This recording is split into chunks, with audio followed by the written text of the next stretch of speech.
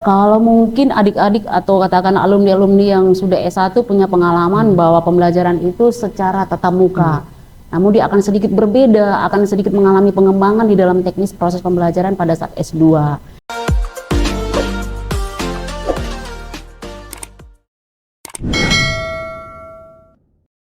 Halo Sobat Mutiara, kembali lagi dengan saya Eksmi Manjalaya di podcast Bahasa Indonesia Podcast Cerdas.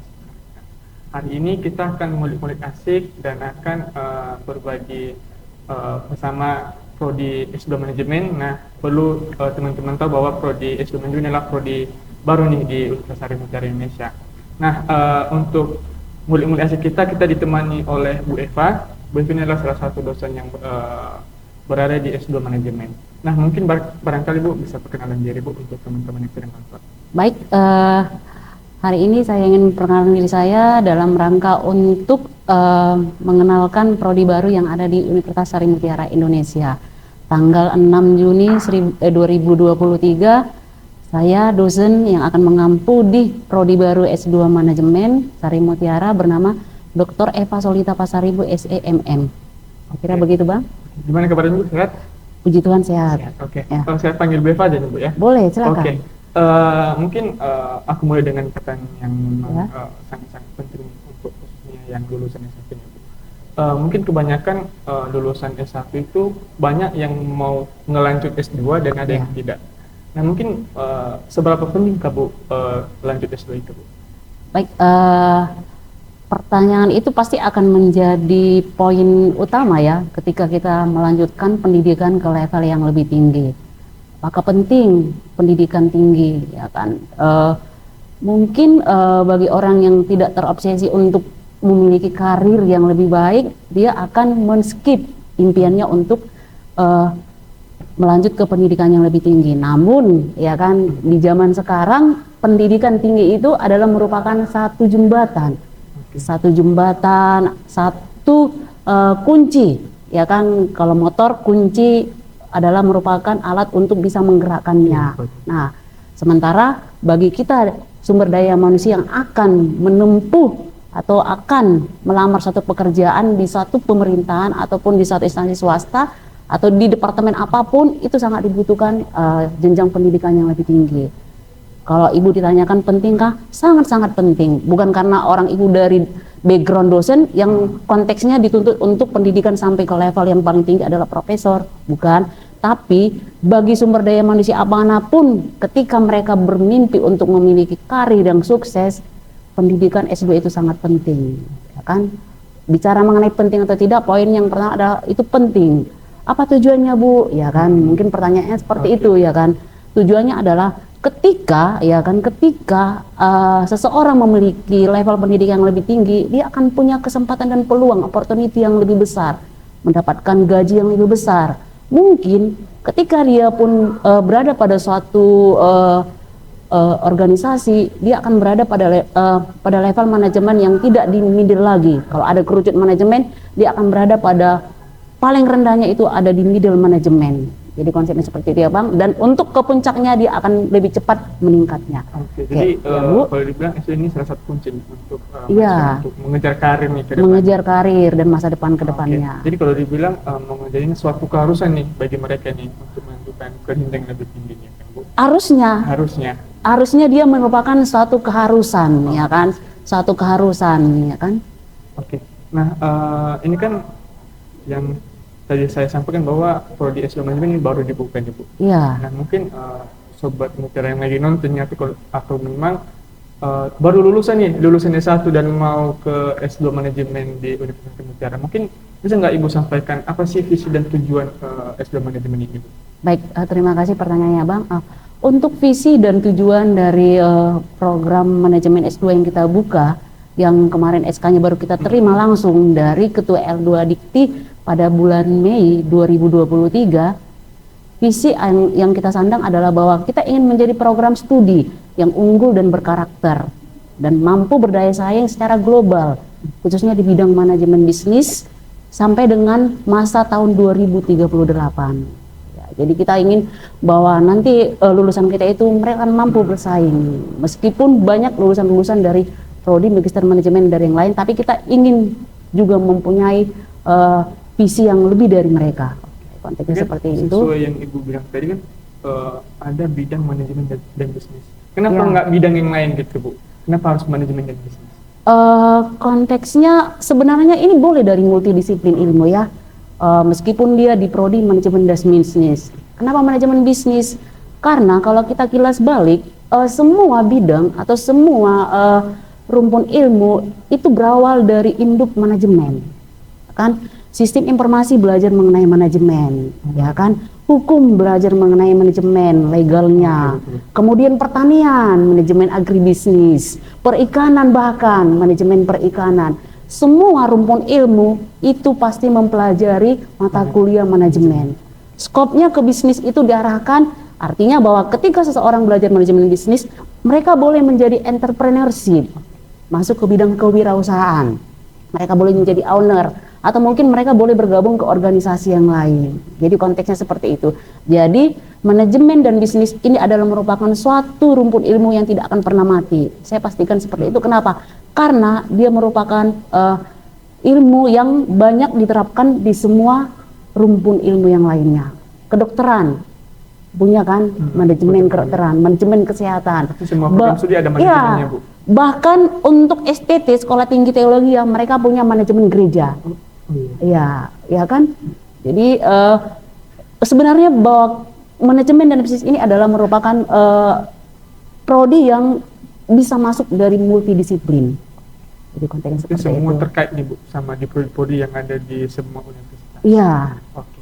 Nah, mungkin di sela-sela Ibu tadi menjelaskan di sini ada manajemen itu sangat penting semua. Nah, mungkin di dalam S2 mungkin mempunyai konsentrasi nih Bu di dalam S2 manajemen. Bisa nggak Ibu menyampaikan apa sih 3 konsentrasi itu? Baik, untuk struktur mata kuliah yang akan kita ampu nanti di Prodi Magister Manajemen S2 di Universitas Harimurti Indonesia, kita memiliki peminatan atau konsentrasi yang nanti akan ada di semester 3. Ada 3 peminatan yang kita tawarkan. Yang pertama itu adalah manajemen sumber daya manusia. Yang kedua itu adalah manajemen pemasaran, dan yang ketiga adalah manajemen keuangan. Nah, kemudian mungkin jika dirinci bahwa untuk peminatan manajemen sumber daya manusia ini nanti akan belajar mengenai kajian mengenai psikologi sumber daya manusia. Ada mata kuliah seperti itu, kemudian belajar mengenai manajemen sumber manusia, kemudian belajar mengenai kinerja, kemudian budaya organisasi dan manajemen. Sementara untuk peminatan pemasaran akan belajar mengenai perilaku konsumen, kemudian belajar mengenai manajemen pemasaran, strategi branding, kemudian pemasaran jasa dan hospitality. Sementara untuk bagian keuangan, konsentrasinya itu nanti mereka akan mempelajari untuk hal-hal yang berhubungan dengan peminatan di bidang keuangan, manajemen keuangan, strategi keuangan. Mungkin seperti itu yang bisa Ibu jelaskan. Ada 3 konsentrasi, jadi Ibu tambahkan ya, boleh ya? Ibu tambahkan bahwa ketika Anda konsentrasinya atau minatnya atau kemampuannya, bakatnya di bidang manajemen sumber daya manusia, Anda boleh memilih peminatan kepada manajemen sumber daya manusia. Atau mungkin saat ini Anda sudah bekerja pada suatu instansi swasta atau pemerintahan sebagai pegawai negeri sipil yang konteksnya sudah berada di divisi Departemen Sumber Daya Manusia, Anda boleh melanjutkan kepada peminatan tersebut, atau Anda boleh memilih peminatan manajemen sumber daya manusia.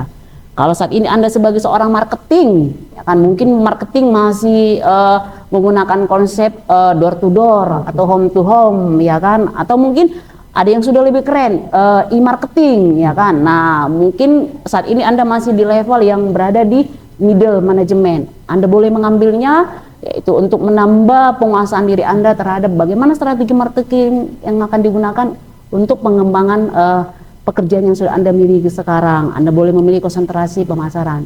Saat ini, jika Anda sudah memilih pekerjaan dengan basically mungkin perbankan, penggadaian, atau katakanlah perkreditan, atau KPR, atau leasing, Anda boleh memilih konsentrasi untuk peminatan manajemen keuangan. Jadi nanti di situ diajarkan juga bagaimana strategi untuk untuk bidang bisnis atau pekerjaan yang bergerak di bidang pemasaran keuangan. Oke. Nah, mungkin tadi sekilas Ibu menjelaskan tentang 3 konsentrasi ini, dan mungkin ada lagi yang menjelaskan. Mungkin sini S2 manajemen Ibu mungkin telah mempersiapkan Ibu hal-hal yang memang mahasiswa akan melakukan praktik-praktik ini. Nah, jadi apa sih Bu yang prodi S2 manajemen itu persiapkan Ibu untuk masuk ke depannya, untuk misalnya praktek atau hal-hal yang lain? Ya, baik. Terima kasih ya Bang. Ya. Untuk prakteknya sendiri nanti, berarti ini kita berkaitan dengan teknis proses pembelajarannya ya. Nah, teknis proses pembelajarannya. Kalau mungkin adik-adik atau katakan alumni-alumni yang sudah S1 punya pengalaman bahwa pembelajaran itu secara tatap muka. Namun dia akan sedikit berbeda, akan sedikit mengalami pengembangan di dalam teknis proses pembelajaran pada saat S2. Di sini kita akan belajar mengenai bagaimana kasus-kasus yang mungkin terjadi di lapangan pekerjaan. Jadi secara teknis proses pembelajaran itu sudah mengalami pengembangan. Jadi kita banyak akan belajar mengenai kasus, kemudian FGD, focus group discussion. Jadi ketika ada kasus, studi kasusnya itu kita akan masukkan ke dalam suatu forum bagaimana pembahasannya. Nanti kita akan share pengalaman lah di sini.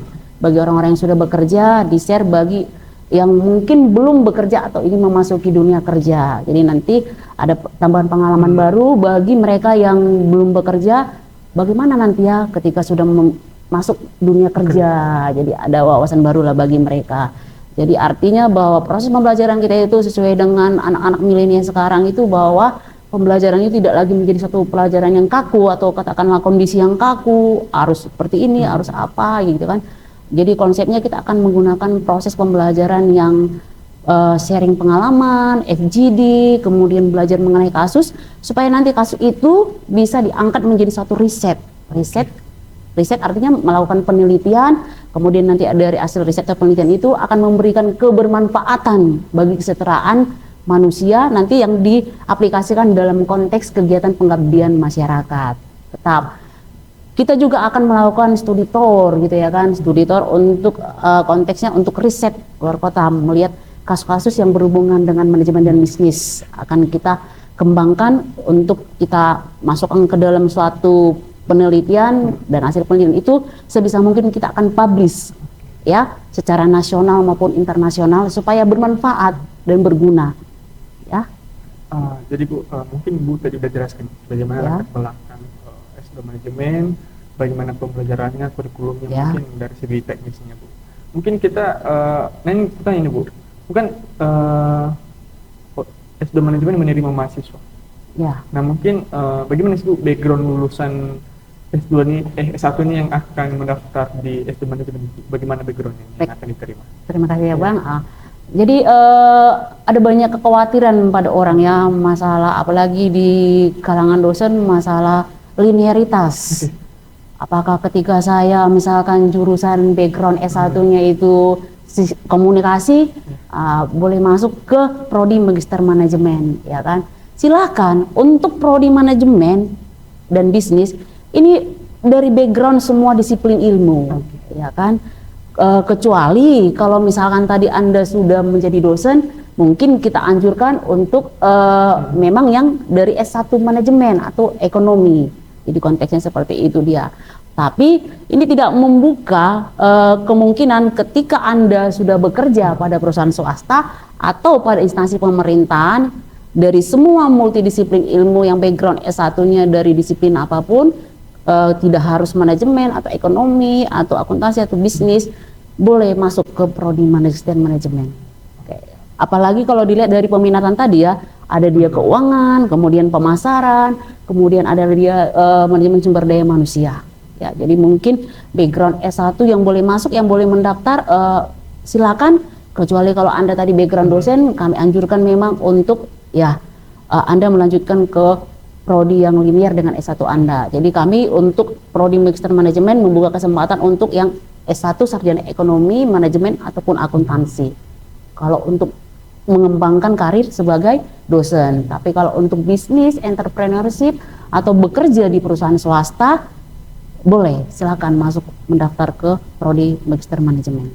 Jadi dari berbagai berpintu bisa diterima Ibu di S1. Iya, sangat-sangat terbuka peluang dan kesempatan. Ini kan Ibu menjelaskan tadi background bagaimana lulusan itu diterima di S2 manajemen. Iya. Mungkin juga mahasiswa mengharapkan pengalaman dosennya nih di S2 manajemen. Iya. Yang bisa lah Ibu jelaskan gimana sih pengalaman dosen-dosen yang memang ada di S2 manajemen. Baik, Pak, terima kasih ya Bang.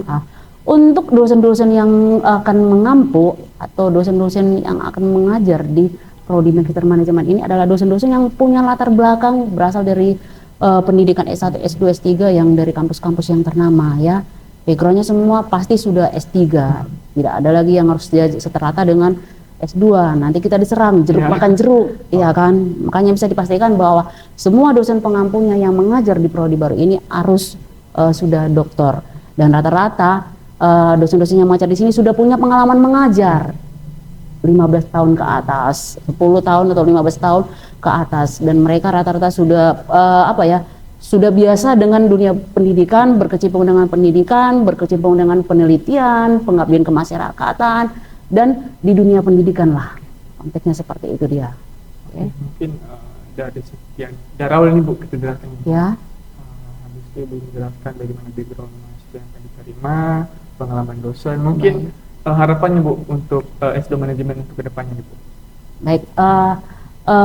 Memang di akhir kita harus punya harapan ya, harapan bahwa prodi kita ini berdiri apa tujuannya, memberikan kebermanfaatan enggak bagi masyarakat. Harapan kami bahwa mungkin dalam pandangan orang bahwa ketika masih baru masih ada keraguan dan kepastian. Tapi yang bisa kami jaminkan bahwa Universitas Sari Mutiara sendiri sudah berdiri lebih dari 40 tahun. Kan?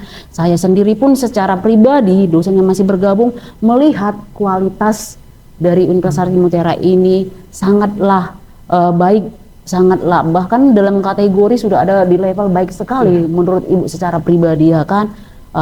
Kemudian mungkin kalau di awal-awal orang berpikir bahwa di sini hanya terkonsentrasi ke bidang kesehatan, ternyata tidak. Di sini sudah mengalami pengembangan banyak prodi ya kan, ada berapa prodi kita? 18 prodi ya. 18 prodi. Kemudian untuk manajemennya sendiri pun, untuk S1-nya mahasiswanya berada di rasio yang mungkin di luar ekspektasi, sangat-sangat banyak ya kan, meskipun banyak universitas di sini yang mungkin prodi manajemennya itu akan menjadi prodi yang merupakan prioritas juga ya kan, tapi dia bisa mampu bersaing, bisa dengan rasio mahasiswa S1 manajemen yang bisa dalam kategori besar juga jumlah mahasiswanya. Jadi harapan kami bahwa jangan ragu, meskipun ya kan program Magister Manajemen Universitas Sari Mutiara baru ya kan baru mendapat izin, mendapat SK Kemenristek pada bulan Mei 2023 kemarin, kita pastikan bahwa kita tidak akan kalah bersaing. Jangan ragu. Kemudian bahwa Universitas Sari Mutiara ini adalah universitas yang memang masuk di dalam kategori juga universitas yang memiliki nama, karena dia bisa berada pada siklus 40 tahun untuk bisa berdiri, bahkan makin lama dia makin mengembangkan prodinya S2-nya. Jadi kami sangat berharap bahwa keraguan dia patahkan, cobalah mendaftar. Kemudian di penerimaan angkatan pertama ini kami masih memberikan promo bahwa bukan menjadi yang murahan ya, tapi kami pastikan bahwa biaya kuliahnya itu terjangkau tapi dengan capaian kualitas yang tidak rendah. Ini karena promo untuk angkatan pertama, jadi kami sangat berharap boleh bergabung dengan kami. Untuk brosurnya nanti boleh meminta atau kontak personnya boleh dihubungi lewat brosur ya kan. Nanti bagi yang mau mendaftar secara langsung boleh mendatangi Universitas Sari Mutiara. Jadi konteksnya seperti itu harapan kami. Pastikan keraguan Anda terpatahkan, karena lihatlah Universitas Sari Mutiaranya dia sudah berdiri lebih dari 40 tahun. Baik Bu, terima kasih untuk harapannya Bu untuk S2 manajemen. Mungkin kita kira aja Bu untuk ngulik-ngulik tentang S2 manajemen. Mungkin yang sesuai Ibu bilang tadi, harapannya semoga mahasiswa di S2 manajemen bertambah terus Bu. Dan jangan ragu untuk teman-teman yang sedang menonton bahwa S2 manajemen sangat berkualitas, ingin memajukan mahasiswanya untuk lebih jenjang tinggi lagi, baik dari segi karir dan mungkin kedepannya mungkin akan ada banyak pengalaman yang akan di-share oleh dosennya.